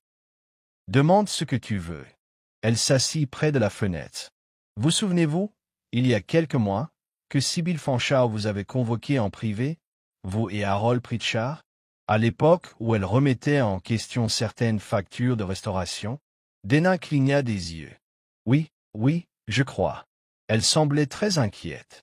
Mais Harold n'y prêta pas attention.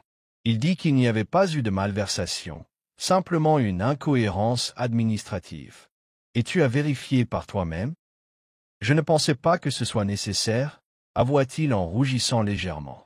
Harold était toujours si méticuleux. Mais après la mort de Sibylle, avez-vous examiné ses préoccupations? Il marque une pause. Non. Et pourtant, le révérend l'a fait. Il s'est confié à vous, n'est-ce pas? Denning de Glutted. C'est vrai. Il est venu me voir la semaine précédente, avant que ça n'arrive. Il était convaincu que des fonds avaient été détournés grâce à la signature de Sibylle. Il pensait qu'un proche, peut-être même membre du comité, avait falsifié des documents et détourné de l'argent. Miss Marple inclina la tête. « Et vous, qu'avez-vous fait? » « Je lui ai dit d'être prudent, » dit Denain à voix basse. « Cette paroisse a déjà assez souffert du scandale.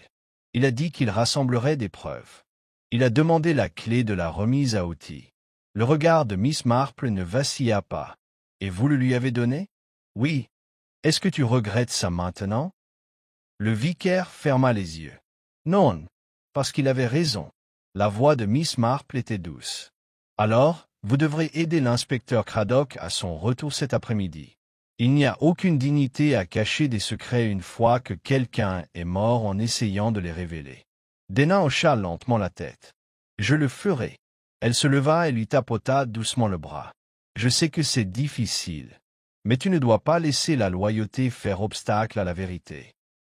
Ça n'a jamais servi à rien à Sibylle. » Plus tard dans la journée, Mademoiselle Marple arriva sans prévenir chez Fonlo et Hart, le cabinet de restauration mentionné sur le faux reçu.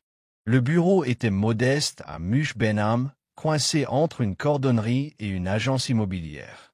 Une employée, visiblement surprise par l'arrivée d'une femme âgée en tweed, tenta d'expliquer que M. Fonlo était absent. « Peu importe, » dit aimablement Miss Marple. « Je voulais simplement confirmer que votre entreprise a pris en charge les réparations du toit de l'église Saint-Marie-Mide. » Le jeune homme jeta un coup d'œil à un registre et fronça les sourcils. « Ce projet, on ne l'a jamais terminé. Quelqu'un de la paroisse a annulé. Il a dit qu'il y avait eu une erreur d'autorisation. On a remboursé une partie de la compte et on n'a plus jamais eu de nouvelles. » L'expression de Miss Marple ne changea pas. « Et qui a signé le contrat de dépôt ?» Il fouilla dans un tiroir. Un certain Monsieur Lionel Topham. Et une fois découverte, les gens sont parfois prêts à tout pour les cacher. Julian Ricana. Est-ce un procès, Miss Marple? Bien sûr que non, répondit-elle gentiment. C'est une conversation. Entre voisins. Voyez-vous, j'en suis venu à croire que ce qui est arrivé au révérend Rourke n'était pas prémédité au sens strict. Je crois qu'il a été réduit au silence par quelqu'un qui croyait n'avoir plus d'autre choix. Elle tourna son regard vers Topham. La fraude financière était de votre fait, je crois. Probablement pas seule, peut-être facilitée par M. Pritchard, sous prétexte d'entretien de la paroisse. Mais c'est vous qui aviez tout à y gagner. Et Sibylle vous a démasqué. Topham bougea, mais ne dit rien. Mais ce n'est pas vous qui avez confronté le révérend ce jour-là, n'est-ce pas? Ce n'était pas non plus Julian, même si son implication dans le vol était, disons, opportuniste. Non, quelqu'un d'autre a suivi Rourke dans ce placard. Quelqu'un avec un passé, profondément investi personnellement. Quelqu'un qui estimait que Sibylle avait rompu une promesse. Ses yeux se tournèrent vers Madame Pettigrew, qui la regarda en plissant les yeux. « On vous a entendu, » dit doucement Miss Marple. « Vous discutiez dans le couloir. Vous aviez déjà perdu votre poste de trésorière. Vous soupçonniez peut-être à juste titre que Sibylle prévoyait de vous empêcher de participer aux affaires financières du comité. Et vous pensiez qu'elle vous avait trahi. » La bouche de Madame Pettigrew se contracta. « Elle n'a jamais apprécié ce que j'ai fait pour elle, » dit-elle, à peine à l'intention de quiconque dans la pièce. Toutes ces années, gérer ses affaires, la défendre quand d'autres la trouvaient difficile. J'ai fait tourner le club de jardinage quand elle ne le pouvait pas. Et quand elle a promis de me nommer son exécutrice testamentaire, j'ai cru qu'elle comprenait enfin. Mais ensuite, elle a modifié son testament. Elle a tout laissé au vicaire. Tout, même la boîte. Dora se déplaçait sur sa chaise, les mains fermement jointes. Julian se pencha en avant. « Alors, tu as tué un homme pour une boîte de biscuits ?» Madame Pettigrew se retourna vers lui avec une fureur surprenante. Ce n'était pas la boîte. C'était ce qu'elle contenait. Et ce que ça prouvait. Le révérend a trouvé la lettre de Sibylle. Il m'a dit qu'il la remettrait à la police. Que je serais définitivement exclu du club. Humilly. Elle ferma brièvement les yeux. Je ne voulais pas le blesser. J'ai essayé de reprendre la lettre. Il a reculé. Il a perdu pied. Il est tombé. La voix de Miss Marple était calme. Et vous l'avez laissé là. Madame Pettigrew ouvrit les yeux. J'avais peur. Et puis, quand j'ai vu Julien prendre la boîte, je me suis dit, peut-être que je serais blâmé de toute façon. Alors je n'ai rien dit. Le silence remplissait la pièce comme de la fumée. Puis Miss Marple se leva et se dirigea vers le buffet. « Je vous ai fait venir, » dit-elle, « non pas pour vous extorquer des aveux, mais pour vous permettre un dernier moment de vérité. L'inspecteur Craddock attend dehors. Il a tout entendu. À son signal, la porte d'entrée s'ouvrit. L'inspecteur entra, scrutant les visages présents dans le salon. Personne ne bougea. Il se dirigea vers Madame Pettigrew et resta silencieux. Elle s'est levée avec une grâce inattendue. « Je viendrai tranquillement, » dit-elle. Alors que la porte se refermait derrière eux, la pièce expira. Les épaules de Dora s'affaissèrent. Julian détourna le regard, honteux. Topham, pour la première fois, paraissait vide. Miss Marple retourna à sa place, finissant tranquillement son thé. Seul le tic-tac de l'horloge de la cheminée rompait le silence. Dehors, le village s'agitait à nouveau, mais cette fois avec clarté. La vérité, comme le meilleur genre de mystère, s'était révélée non pas avec un fracas, mais avec une tasse de thé et un murmure. Et Miss Marple, toujours discrète, se remit simplement à tricoter. Le lendemain matin, Saint-Mary Mead était vêtue de ses plus beaux atours, malgré un calme inhabituel, comme si le sol lui-même avait senti que quelque chose avait changé. Les cloches de l'église sonnaient, mais d'un ton plus solennel que festif. Les gens se rendaient lentement à l'office, la voix basse, le regard perdu, comme s'ils attendaient que quelqu'un vienne briser le malaise qui planait sur le village depuis la mort du révérend. À l'intérieur de l'église, des lisfraies ornaient l'autel en hommage discret au révérend Rourke. Sa photo reposait près de la balustrade. Jeune, le regard bienveillant, et ignorant que ces derniers jours seraient le théâtre de scandales chuchotés et d'un héroïsme discret. Miss Marple était assise à son banc habituel, 3 rangs en avant, une simple broche au col et les mains gantées jointes sur les genoux. Elle écoutait les hymnes monter et descendre, chaque mot portant une gravité subtile, semblable au dernier fils d'une tapisserie se rassemblant avant la fin.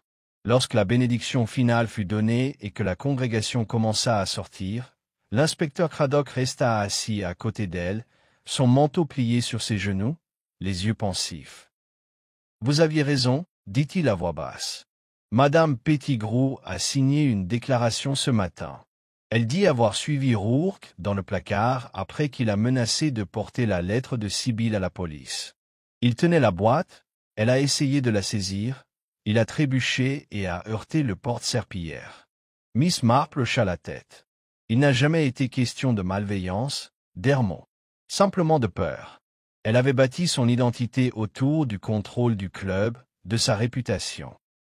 Quand Sibyl lui a retiré sa confiance, l'échafaudage qu'elle avait mis des décennies à ériger s'est effondré. Elle l'a laissé mourir, dit Craddock, non pas méchamment, mais avec le ton neutre d'un homme qui avait déjà vu de telles décisions. « Oui, » répondit Miss Marple. Et puis elle a vu Julian, entre tous, tenter de se faire porter le chapeau sans même s'en rendre compte. C'était presque poétique. Craddock esquissa un demi-sourire. « Et Julian ? » « Il sera accusé de malversation financière, » dit Miss Marple en se levant prudemment et en ajustant son chapeau. « Mais pas de meurtre.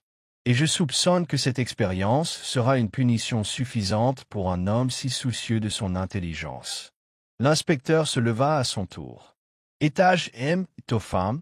Il négociera, c'est sûr, dit-elle avec un léger soupir. Les hommes comme lui le font toujours.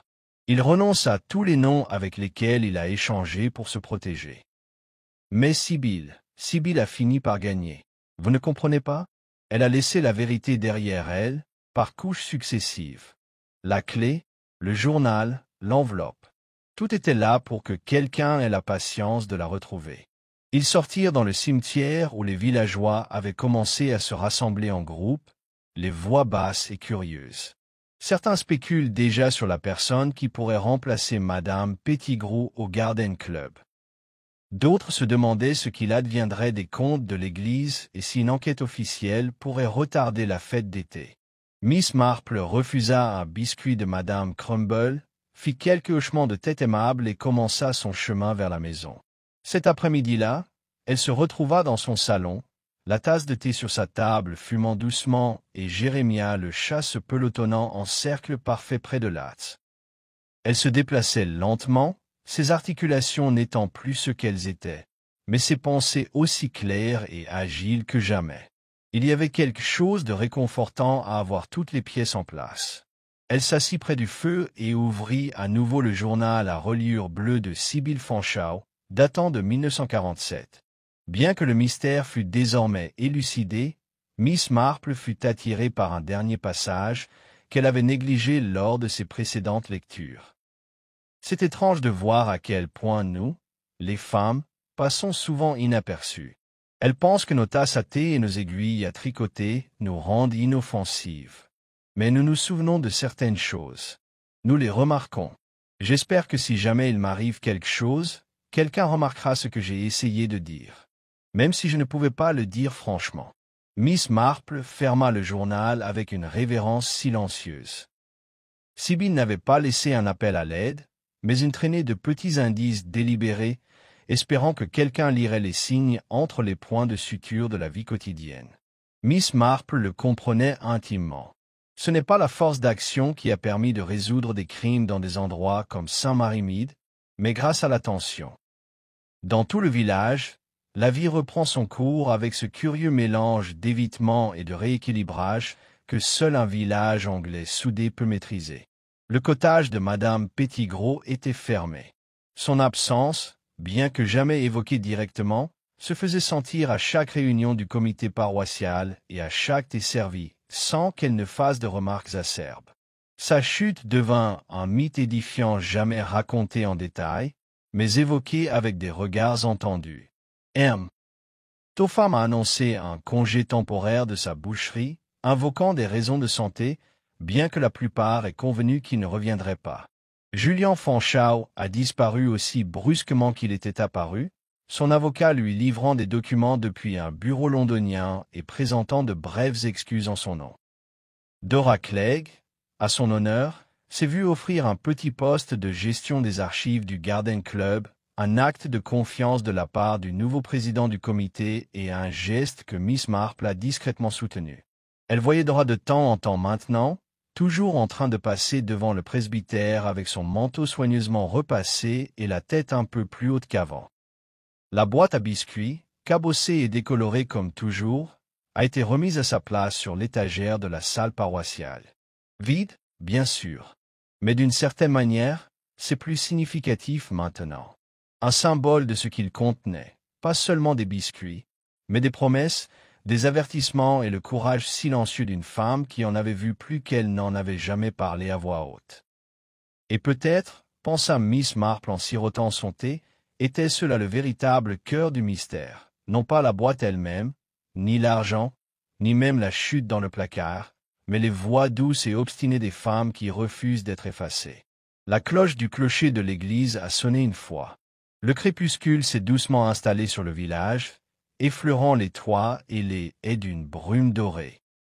Et tandis que le feu crépitait doucement dans l'âtre, Miss Marple reprit son tricot, les yeux pensifs et sereins. Car même si un mystère était terminé, elle savait comme toutes les femmes sages que la nature humaine ne se repose jamais longtemps. Et il y avait toujours autre chose à remarquer. C'est une semaine après les funérailles du révérend Rourke que le village de Saint-Mary-Mead a commencé, prudemment, à expirer. Le rythme de la vie, perturbé par les scandales et les tragédies, reprend son cours doux et régulier. Le facteur siffla de nouveau dans la ruelle. La cloche de l'épicier résonna de son tintement familier. Même les enfants, habituellement silencieux ces derniers jours, reprirent leur course au cerceau et leurs cris dans le cimetière avec un abandon renouvelé. Pourtant, malgré les images et les sons familiers, un subtil changement persistait dans l'air, un fil invisible tissé à travers chaque rencontre, chaque échange. Les gens s'arrêtaient un instant avant de parler, écoutaient plus attentivement, se demandant peut-être si les mots banals d'aujourd'hui pourraient un jour devenir les murmures de demain. Miss Marple a bien sûr remarqué la différence. Elle l'a toujours fait. Lundi matin, le Garden Club, récemment réorganisé, s'est réuni pour la première fois depuis les événements qui avaient rendu la boîte à biscuits de Sybil Fanshawe si indésirablement célèbre. Madame Cray était maintenant assise à la tête de la table du comité, rouge d'un mélange de fierté et d'anxiété. « Allons, dit-elle vivement en arrangeant ses lunettes, premier point à l'ordre du jour. Le concours de calendula sera reporté jusqu'à ce que la sacristie ait été dûment inspectée et débarrassée de documents d'archives. » Un doux murmure d'approbation traversa la pièce. Dora Clegg était assise tranquillement au bout de la table, un carnet sur les genoux, et dégageait un calme qui n'était plus là un mois plus tôt. Elle était restée elle-même toujours modeste, toujours douce, mais quelque chose s'était installé en elle, une force tranquille qui ne provenait ni du drame ni de la confrontation, mais du choix de ne pas détourner le regard. Lorsque Miss Marple entra à mi-chemin de la réunion, en retard mais bien accueillie, plusieurs têtes se tournèrent avec des hochements de tête chaleureux et des expressions d'admiration voilées. Personne ne le dit ouvertement, bien sûr, mais tous comprirent. Sa présence était une sorte de ponctuation.